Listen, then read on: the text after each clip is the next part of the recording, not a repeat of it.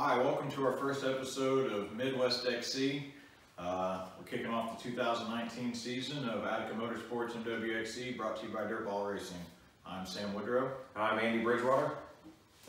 We figured this would be a good way to get information out there to the racers and any fans and spectators that just want to know what's going on with the series. We've already had one race this season. It was a success down in Bloomfield, Indiana, and Sam's going to talk about some of our overall finishes from that race, and then we're going to get into the upcoming event that's coming up next weekend in Gosport, Indiana. So to kick out our Saturday, we had bikes, youth overall. Our top five for each is Grace Barna. Had a strong race. He's not new to the podium at all, and it looks like he started out his 2019 season pretty strong. Second was Hayden Freehot. Third was Grayson Fisher. Fourth was Luke Wright. And finishing up our top five was Chad Phelps in our youth overall. AM bikes was Jackson Fisher, Demetrius Lowry, Tyler Tolley, Dalton Kovac, and Nate Hodges was finishing our top five. And in our PM bikes, we had Nick Fayringer, Nathan Allering, Clay Sullivan, Colton Wilkes, and Austin Williams. And that'll finish out the bikes. On Sunday, we ran with the quads. Youth overall was Kinzer Bales, Dayton Hastings, Mason Howard, Brayton Brock, and Preston Snyder. AM quad was Mason Turner, Nate Harvey, Carter Waits, Patrick Ballard, and Grant Harkrider. And our PM quad was Austin Abney, Marshall Goings, Cole Sester, Jonathan Fugate, and Drew Moore with the top five. It was a pretty good weekend of racing, really. The track held up quite a bit better than some people were anticipating with as wet as everything was. I'm happy with how it turned out. We only had a couple delayed starts, and I'm good with that. Now, round two is one of my favorite properties. It's in Gosport, Indiana. It's Porter's Cave. It is a awesome piece of property right at 500 acres of woods. We should be able to put together about a 9-mile track. Actually got a couple guys working on the track as we're doing this podcast here. It is... So you're running the Pro Hill's going to be the side-by-side hill from last year? Yeah, that's correct. Yep, one of our big Pro Hills for the ATVs and adult bikes will be just at the, what would that be, the east end of the second parking field right out of the pits is a good Pro Hill for everybody. The side-by-sides made it pretty easy the first lap last year, but as the day went on, it started to get rutted up, and there was some really good action on there for spectators. It'll be a very good spot to watch from. Big Yep. hill. Yeah, for easy sure. to get to. Yep. We'll be starting in the same spot as last year, across the creek. That way we have more pit parking for everybody.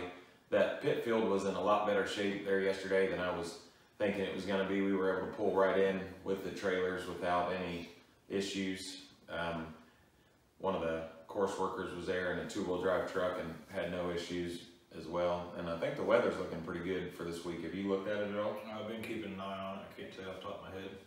Last I looked at it for the Gosport area, Wednesday was the only chance for rain, so I'll take that. Now, whether it changes or not before then will be the telltale sign. Appreciate you guys bearing with us as we do our first podcast here. Sam and I were both on a podcast with Doug and Chad a couple weeks ago and really enjoyed it and thought that it was a good way to get information for you guys. So here we are. We got some awesome sponsors on board for this year. Attica Motorsports is our series sponsor, along with Team Dirtball Racing. Our new logo has both of those sponsors' names on it.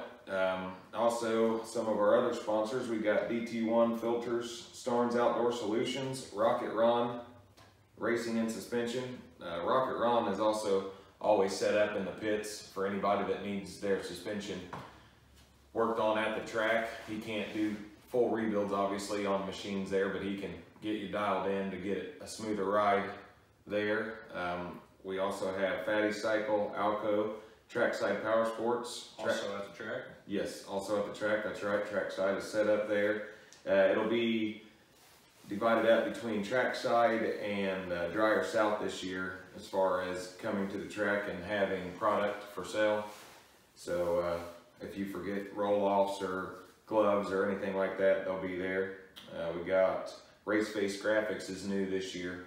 They're an awesome local company. They'll be set up at the races for you guys to go check out and look at their awesome product. Spider Graphics is back on board. They do all of our design work. We got our sweet round 2 shirts on, Potter's Cave. You got the green and the gray there. Spikes KTM, Arrowhead Power Sports, Hot Rods, Barry Miller Racing. Barry Miller is also doing a whole shot award for all of the side-by-sides this year. He'll be giving out $50 whole shot awards to several classes at each race for the side-by-sides. That's awesome, I didn't know that. Yep. You want to talk about the payouts that we have this year? No. No? How'd you get into racing, Sam? 4 years old. My dad bought me my first dirt bike, raced motocross from age 8 until a few years ago, and 6 broken legs later, I thought we'd change the pace and go cross country. My first actual cross country race was with you, and man, I just fell in love with the MWXC family. So I changed the pace from motocross to some woods racing, but you know, I like it. Sitting here in my 30s now, it's a little less demanding, and I like it. With that being said, there's always an argument on which is harder. In your opinion, do you think that motocross is easier than cross country or vice versa? They both have their gives and takes. You know, motocross is a sprint compared to cross country being a marathon.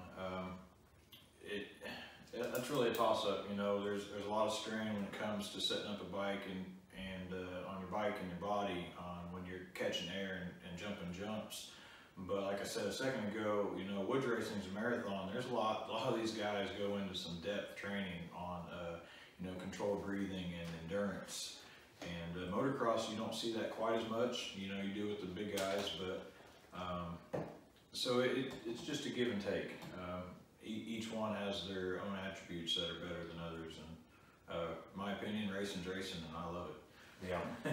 Were you able to tell the difference in the track length or the time that you raced at this last race? Because we did up it for the PM guys. We run 2 hours plus a lap, and last year it was only 1.5 hours plus a lap. Were you able to tell the difference at the end of the day? Absolutely. And not only me, but I had quite a few guys come up and like, man, that was a longer race. Some of them didn't know we were doing the 2 hours, and others did, and I think they liked it. You know, we're very fortunate here in Indiana to have the Ironman, and to run on their level as far as length of time. I think it's good training, and I think a lot of the guys liked it. You know, in comparison to GNCC, they run the longer time. Yeah, at GNCC they run 3 hours in the afternoon, and they run typically a quite a bit longer track. So I mean, the difference in 3 hours and even 2 hours is astronomical. I mean, that takes some serious, you know, conditioning, not only for the racer but also the machine. You got to set the suspension up different, I would assume. I've never ran for that long, so I wouldn't know. I've never raced a motocross race. I've ran several woods races years ago, but yeah, we wanted to give the racers a little bit more this year for, you know, the money and a lot of the guys were enjoying it. I don't know that they were enjoying it at this last race at the end of the day with as rough as the track got, but as the season goes on and they get in better shape, it ought to. And each track's different. You're never going to have perfect conditions. That's part of racing, and I love it. You know, you got technical, you got mud. This last track we had a lot of sand. It got looped out, but I mean, I think that's kind of part of it. Each track has its own layout, has its own terrain, and each track's going to be different. I think that's kind of the nice adversity of woods racing is you're never going to have perfect track conditions, and it's really an equal fair chance for anybody's game. Yeah. talking about different track conditions. This our next race there in Gosport at Potter's Cave. It's got some of the biggest hills that we have to offer for the season. It's, like I said, almost 500 acres that we've got to build a track on. We're going to try to be over 9 miles for the adult track, and it's got some just big, awesome hills for it. We're going to put in the creek jump again this year. We weren't able to do it last year because it was so wet, but we packed it in last year, so it's good and packed soil, so we should be good on that end of it. We were looking at it the last time we were there, which was a couple days ago, so it ought to be good to go. And it's a big one. I think it's probably 15 feet from the takeoff to the landing, and probably about a 4 to 5 foot drop. But so you know we can have motocross and cross country. That's right. That's right. Speaking of round 2, we're going to kick off our Pee-wees and our side-by-sides for the season. Yes. So that's pretty exciting. Last year, track held up pretty good for the side-by-sides. It's good property for yes. That. Yep. Yeah, we'll probably have about a 5.5 mile side-by-side track, and the Pee-wees, they always enjoy this one because there's actually good sized hills for them to climb as well. The parents always get their workout on this one as well with the big hill that they have to go up or down, so it'll be a good one for spectators. The locals love this race. I got stopped by one of the neighboring property owners whenever we were there working on the track, asking when the race was, and they said that they look forward to it all year. So it's always nice, you know, get people from the local community to come out. Yep. One of the neighbors is going to be bringing out firewood for everybody to buy if you need some firewood for your. It's still chilly. Yes, it is. We'll need firewood. That's right. And then our round 3 is also in the Gosport Paragon area. It's Chimney Ridge. We're running there a little bit earlier this year than in the past. Last year we ended our season out at Chimney Ridge, and we're going to be back there April 13th and 14th. And May 4th and 5th is the Bluff in Bloomington, Indiana. May 18th and 19th, Walnut Creek, North Salem. That's one of my favorite tracks because it's only about an hour drive from Greenfield, so that's nice. Round 6 is to be announced. We're still working on the final details on that location. That's the 8th and 9th of June? Yep, 8th and 9th of June for round 6. Round 7 will be Parker's Paradise in Seaville, as Sam has wrote down here. What is Seaville? Crawfordsville?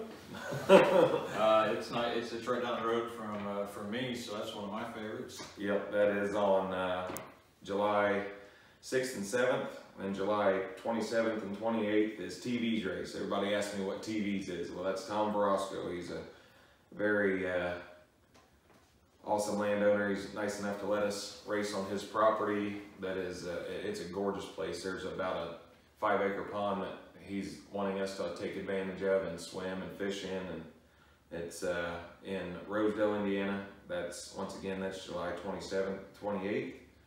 Round 9, August 17th and 18th. That's another to be announced. I've got that one figured out. Just waiting on contract to be sent back and signed, so we'll be releasing details on that one soon. Round 10, August 31st and September 1st and 2nd. That's Labor Day weekend. We're going back to Sandstone. That'll be our normal points race on Saturday and Sunday, and then a team race Saturday evening and Sunday evening, and then Monday also. So that's a long weekend, but it's always a really good time. Anybody new to the series or hasn't had a chance to experience the team race, it is one of the funnest weekends. It is over Labor Day. Yes. And you know, the team race is kind of not points related. It's for fun. It is honestly some of the funnest woods racing I've ever done. Yep. It's different. It's long, and it's a good time. And it's a good time. You know, we all line up in the pits across from each other, and it's a good time to sit back and socialize while you're not on the bike, and it makes it for a fun race. It really does. Yeah. Yeah, everybody kind of pitches in and helps everybody else out just to make it through the race. I remember there was a couple youth or Pee-wee racers on DRRs, and they were trying to get the machines together the night before. Ryan Hart was working on his boy's machine, and he had his competitor's dad was over there helping him work on the machine until, you know, 1, 2 o'clock in the morning, Yep. just so they could go out and compete against each other, and that's pretty neat. And then we're going to Martinsville Mayhem for round 11, September 21st and 22nd. Hopefully they don't have 37 shut down at that time. I just heard that they are shutting 37 down in Martinsville for a couple years while they work on 69. So we will, if that's the case, we'll post on the website, Yep. give everybody a heads up, and maybe a better alternate route to get to the track. yeah, that's right. Then our last race of the year will be October 19th and 20th, and that's at Cemetery Woods in Roseville, Indiana. While we're talking about the upcoming race, at the first race of the year, we had staff members walking up and down the start lines checking for tethers. Good call. If you were on the start line, you noticed that they were checking to make sure that the tethers were attached. If they weren't working, you got 1 or 2 races to get them fixed. That's for safety reasons. We're not making you do that just for the fun of it. There was only 6 or 8 on the AM ATV line that needed them, and then the PM line, there was quite a few in that row, which is a little backwards from what I thought. The guys with more experience were they kind of dropped the ball on that one, but they'll have it ready to go. Also, side-by-sides, we're going to have a tech inspection on the start line. We're going to come around and make sure that you've got all of the required safety equipment. So if you want a list of what that is, get on our website and check that out. The website address is MWXC.com, and you can get on there for a full list of all of the rules and regulations and classes and entry fee and everything. It's got all the dates on there, everything that you may need. So to touch on the tethers and tech inspection, it's not to make any more work for anybody. It's about keeping racers and spectators both safe. Machines these days are getting fast, and we just want everybody to be as safe as possible. Yeah, that's right. What else you got, Sammy? Well, We moved it pretty fast today. I am aware that last race it was really hard to hear the announcing from the starting line. We're making preparation to set up the speakers and the PA systems a little different. What'd you get figured out on the FM transmitter? Is that going to be up and going? I spoke with Doug. I have every intention on having the radio station going. So when we're announcing from the podium or from the starting line, everybody in the pits will know what's going on. We can. It's easier to keep a time frame if we're having a little delays or running a little behind, which I hope is not the case. Everybody in the pits will have a heads up before they head to the line, and spectators will know what's going on. So between setting up the PA a little different and the FM station, I'm on a learning curve here and I'm doing my best, so we'll get that up and rolling to help everybody out. Yep. Trying to think of anything else that we need to go over information-wise. You guys, everybody did a real good job at the finish line this last race, coming to a stop so they could get your number and get you off and rolling. The vendor area, we're gonna set it up the same way that we did this last race. Hopefully it's dry enough to where all the vendors can park in a straight row. We just couldn't get them all pulled in there straight with as muddy as everything was, but it worked out good. I think we had, 4 different food vendors at the last race. Yes, we did. Sue from Burgers and Such, she's got a new Meat huddle. meat huddle is what it's called now. I believe so. It's delicious. She had some chicken breast with bacon, made an amazing sandwich. The Anthony's Pizza is back again, and we also have We had Hanny's. Hanny's. Hanny's was there. Yep, sweet treats. It was really good. And then the landowner had one of his friends come out, and they had really good food as well. There will be 3 set up at the next race, so make sure that you guys stop in and say hi to the vendors that come down and set up, whether there's a guarantee on money or not. They come out and Feed us. That's right. They That's get right. stuck in the mud just as much as we do and have a good time doing it. You know? That's right. I appreciate it. Also, the trash was a minimal at this last race. Also, there was hardly any to pick up at the end of it. That was really nice. Thank you guys for pitching in and keeping the property looking nice. Yep. When you coming to the track? Friday night. Friday night. I'll be there all week. I'm a working man, so by the time I get off work, you know, get hooked up to the trailer and roll out. Sometimes I don't get there till late, but we do what we gotta do to make it to the track. That's right. Well, I think we're good on everything. I don't know how long we've been talking for, but hopefully they got all the information they need. Thanks everybody. Stay tuned. We'll get this on air and hopefully continue with our second episode. Right.